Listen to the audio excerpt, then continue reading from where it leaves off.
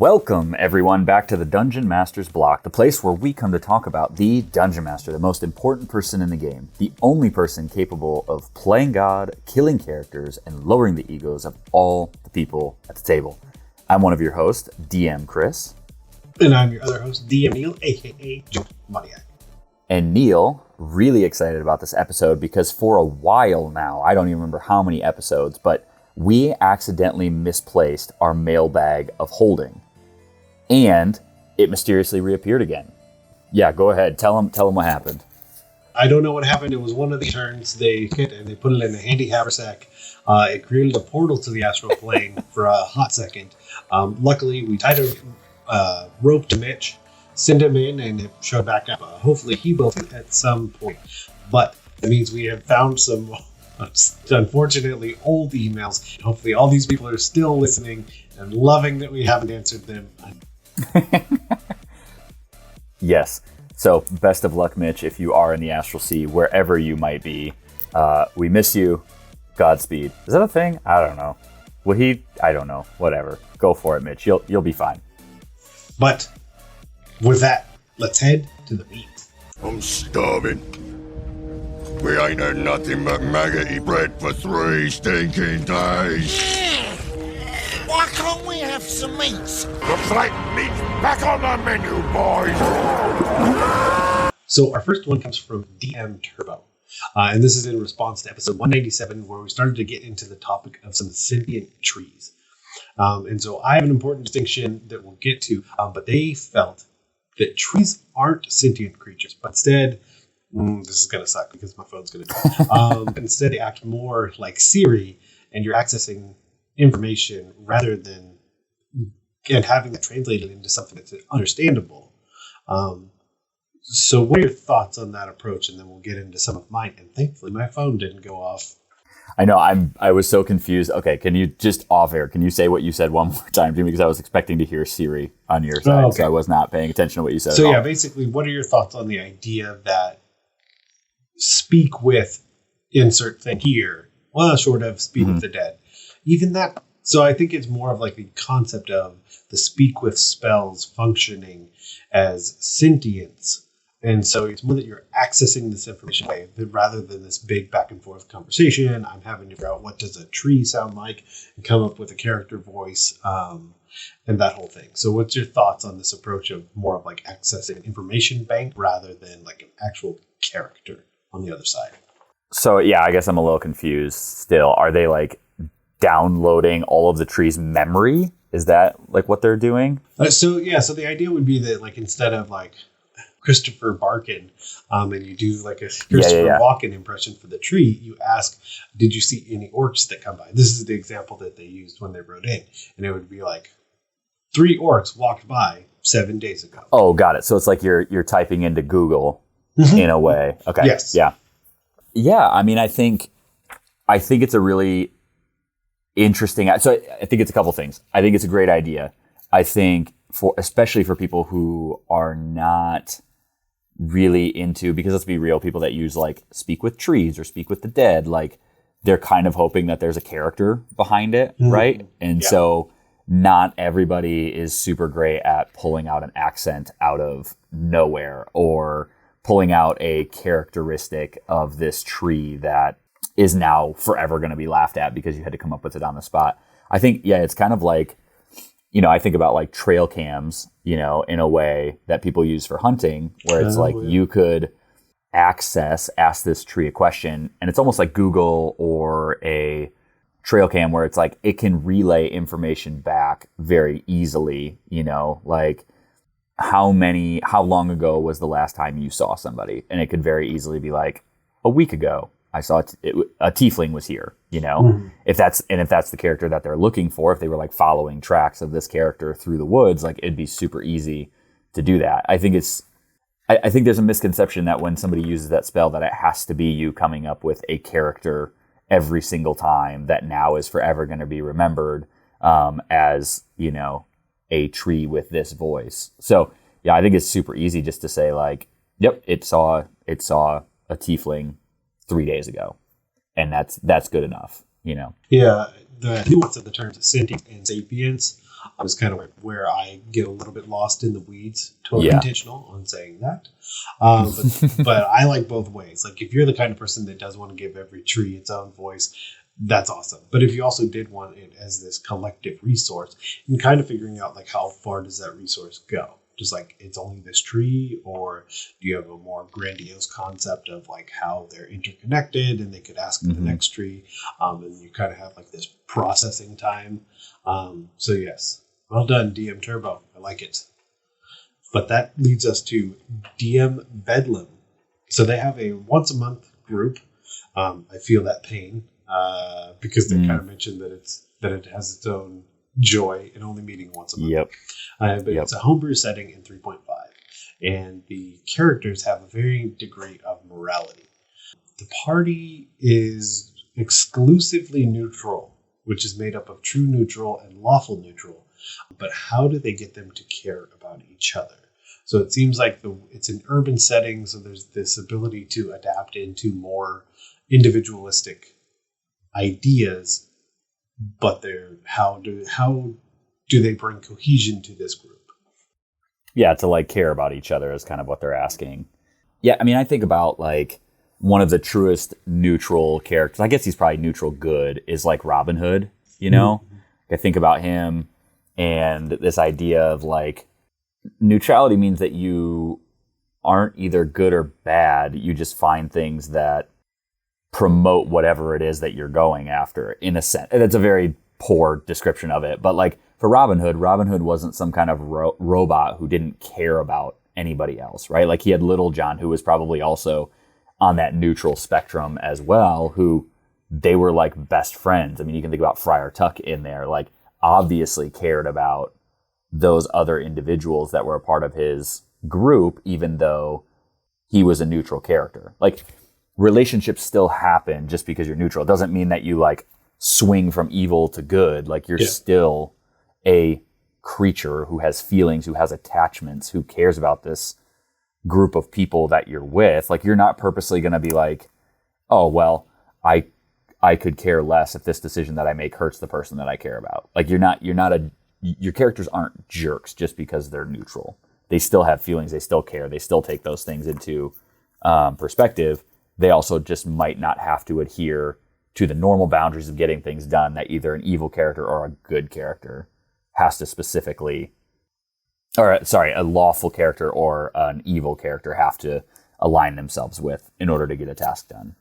Yeah, I think one of the biggest things, regardless of the alignment of any one character, is, I mean, for good, for evil, neutral, lawful, the whole alignment thing is what is the mutual benefit for the group being together.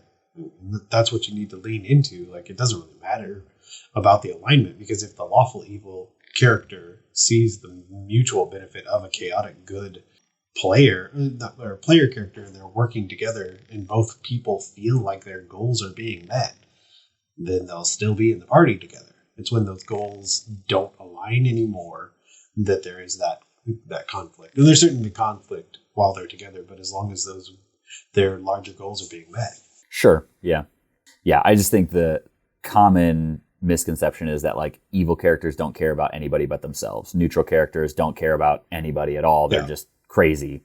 And lawful characters are the only ones that can have empathy and have relationships. Like I think that's just that's never been true, but that's kind of often the caricature that each of those classes is kind of given. But you can have an entirely group of evil people or evil alignments that care deeply for each other because they're friends. They just happen to be evil. The neutrality and the balance that you think is sometimes manifest in the concept of like, well, I saved this orphanage, so next week I'll burn this one down. Yeah, so it all evens out in the end. It works fantastic. That's called bipolar. It will not work out well in the end. Okay, we have another. This one comes from DM Carlin. So they were thinking of different ways to add more to mounted combat. You don't have as much in 5th edition. You have the feat trees that exist in 3.5 where you start with mounted combat and you start to add more and more and more. So they were inspired by, and this is why you read the Dungeon Master's Guide and all the Monster Manual and all those things. So they were inspired by Flyby Attack for the Giant Owl, which, again, my 3.5 days made me think of, Ride by Attack, which isn't as much a thing, but basically giving that to the character. So do you think this is so my question, based on this idea, just to see how you feel, is do you think this is a good addition or potentially overpowered? Yeah, I think it depends on, one, what type of game you're playing, and two, what type of dungeon master you are. Because if you are the type of dungeon master where it's like dungeon master versus players, you're probably going to be like, no, that's going to be really overpowered. If you're a dungeon master that really wants to see their players succeed and it's a mutual story, like for me, I think about, that'd be super cool. I would love to figure out a way for a character to figure out how to make flyby attacks with their giant owl mount. That sounds so cool. And your players are having a blast doing it, you know? And so if it's going to enhance your game, like, and the fun that your characters are having, obviously there's limitations to that. You're not going to make them extremely OP. You'll probably work on it as you figure it out.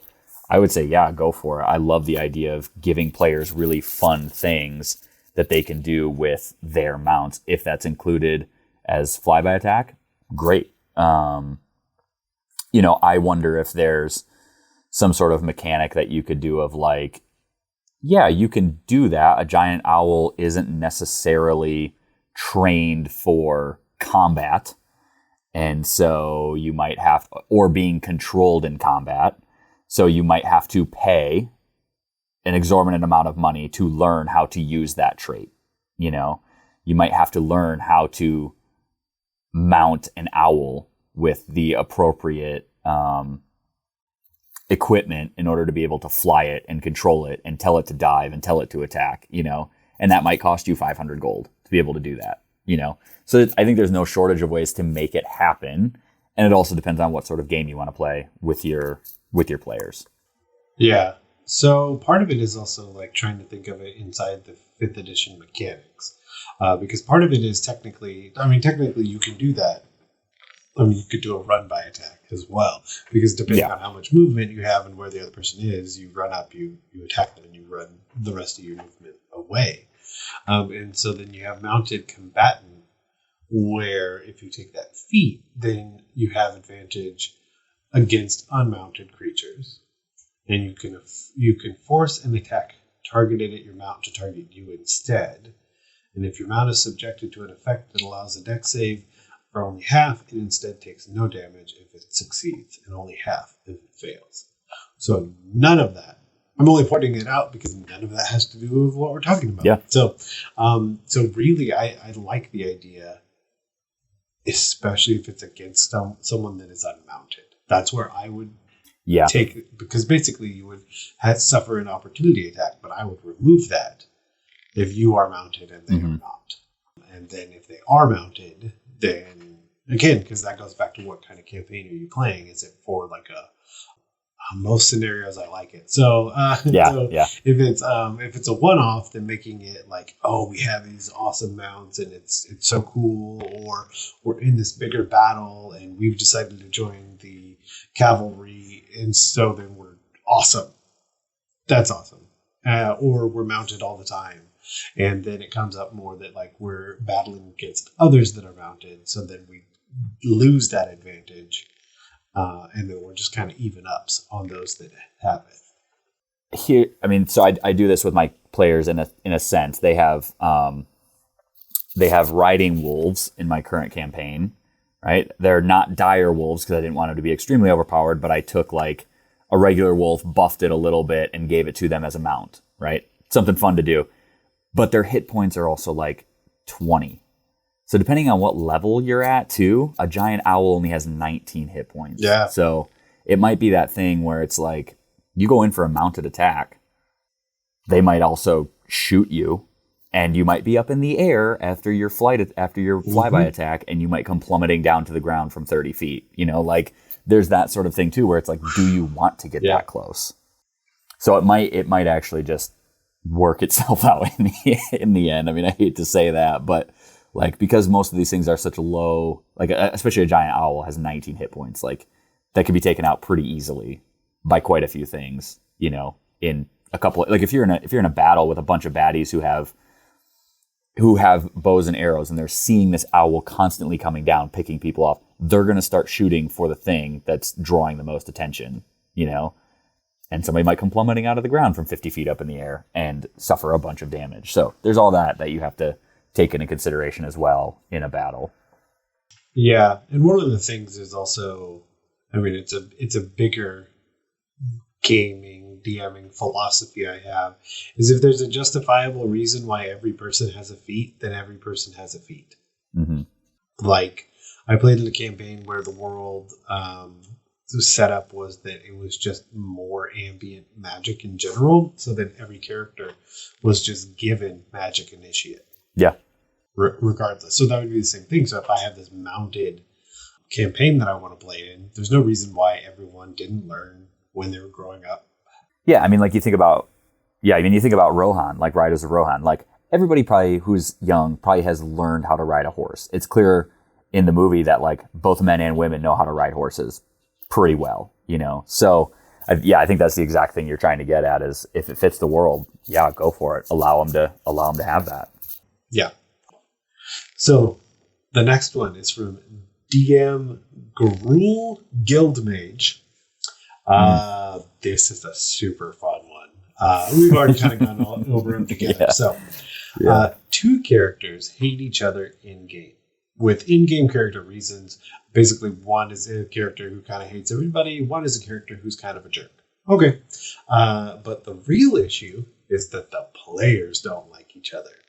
And it's a classic, I feel like a classic table setup where some people are really quick to use the old band hammer, remove them. And depending on your setup, that is an option. It certainly is an option. Not every table is for every person. We've said it before. We'll say it again. But what often ends up happening is these are close friends, and that isn't really an option to remove those people from the game. So their question is, what's next? I mean, I hate to say it, but you kind of have to address it in some way, shape, or form, because it's probably not just you that's noticing it, and it's probably not just them that are playing the game. Like, everybody feels that tension through and through all the time, every time they come to the table.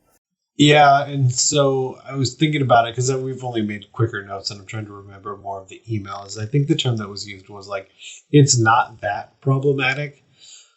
No, it's problematic enough that you want to refer to it as that way and then ask someone else for their advice on the topic. So I think that is one of the biggest things, just to have that conversation and knowing.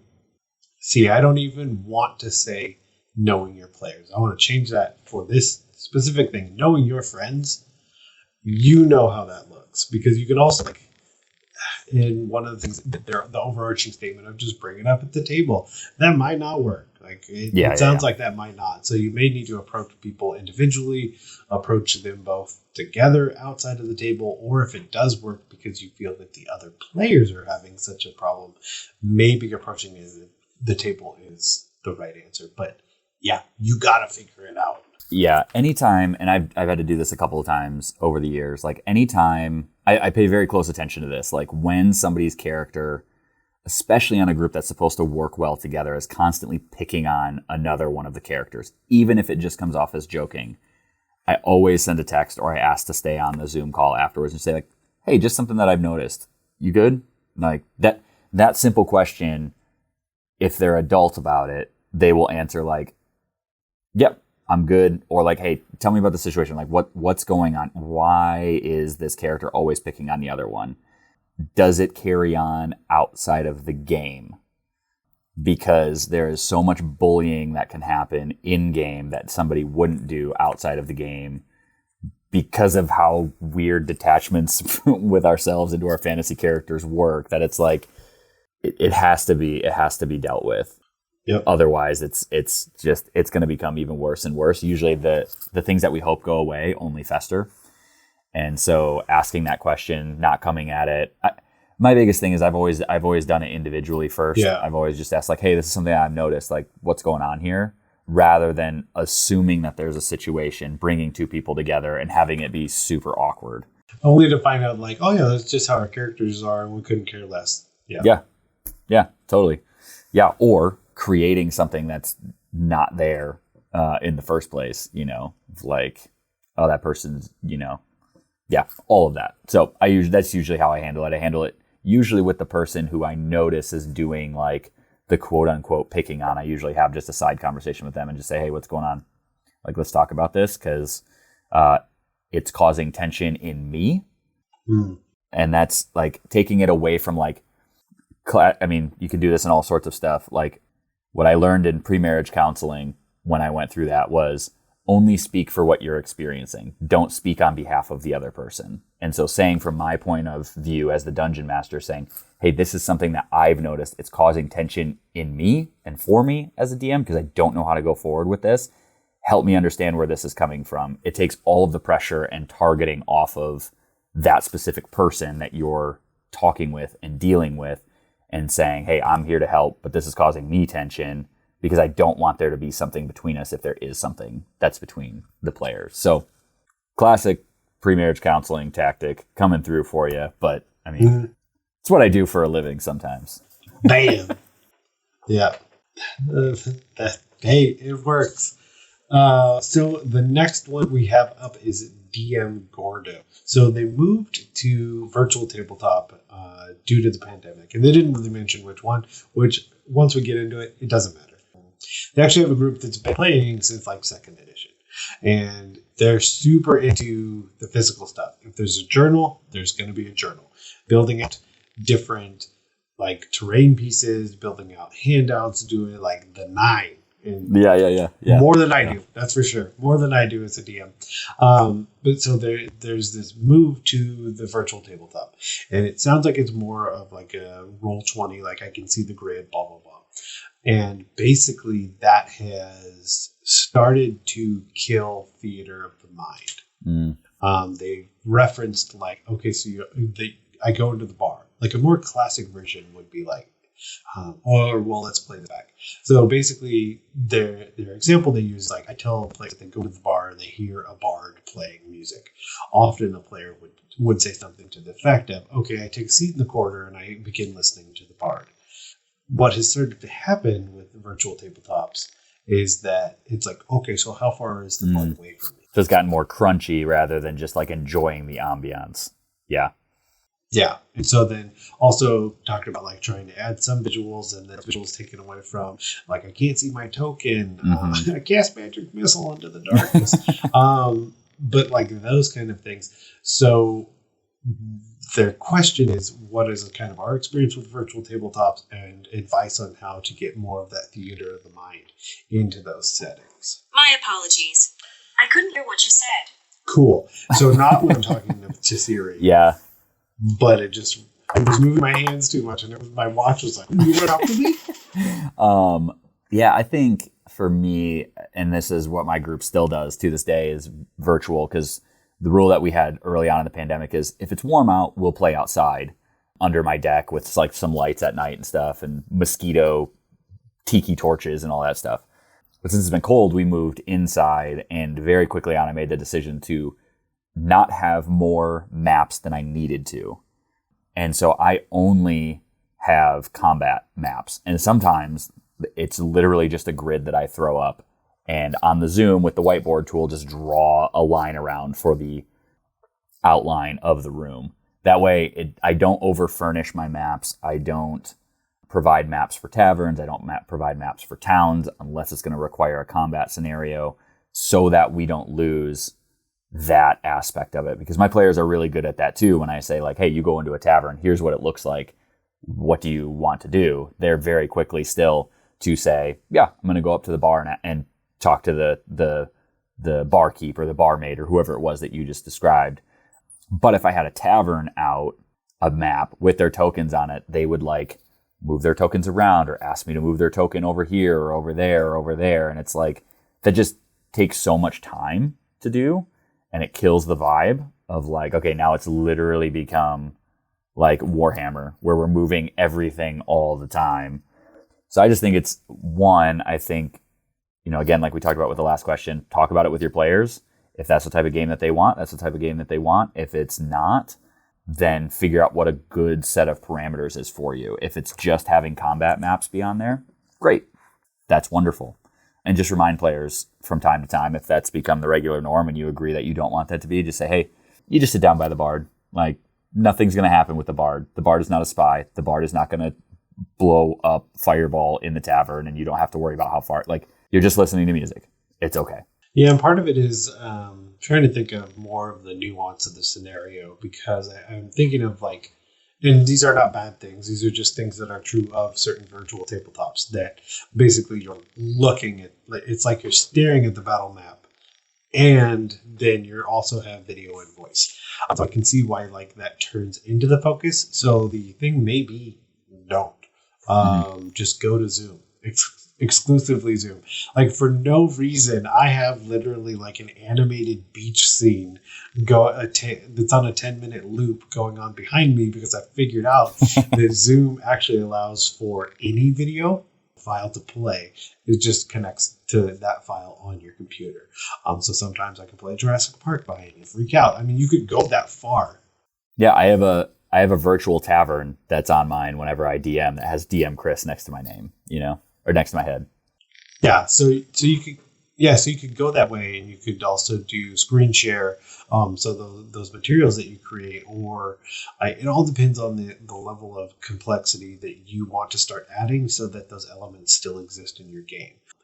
It's like, we're not really going to get into a homework section so much for this episode, but one of the things I would say for this particular question is that the homework would be, go look at some streamed games that you really enjoy, because they had to adapt, because it's their livelihood that is kind of out on the hook.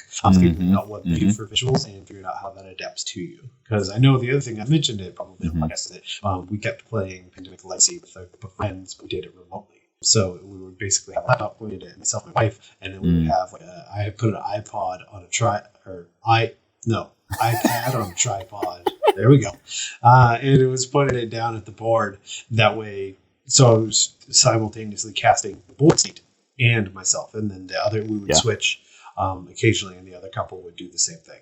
And so you could do that. So I've done that as well for like basically the pseudo play-by-post sometimes with the Marco Polo, where I'll set out the grid and I'll just do video, or I can switch it and I can show an image the whole time, playing music in the background. And so I think it's trying to figure out. It's actually what I do a lot at my job as well, because people are like, what do we do? We're working remotely. It's crazy. And then my question is always, and I try and do it as best I can. But my question is always, well, what would you do in person? Okay, do that. Like, if it works, or figure out how to make it work as close as possible. Do that. That would be my suggestion: is try, if there's a way that you can do it easily, try doing it without the virtual tabletop and see what that is like, and then add back the elements of that virtual tabletop that you want to. So the next one we have is from DM Ramahan. So he and his wife are foster parents, and he said at the time of writing the email into us, there were 6 different kids in the house. So it's definitely a very somewhat inconsistent group, depending on what the kids want to do, what kids are still there, what kids have moved to different homes, things like that. So having a consistent group with is sometimes difficult, and like who's available, who even wants to play, is inconsistent. So the solution he came up with is an awesome way to adapt what's often referred to as the West March approach, where quick 10,000 foot overview. West March, we've got world that we all play in. There's 20 people that play in it. And whoever wants to play, whoever gets together, and the players basically offer up what they'd like to do. The DM, whoever it happens to be, runs it, and it's just this kind of living world. So that said, basically they've adapted to a literal and physical adventure board in-house. Whoa.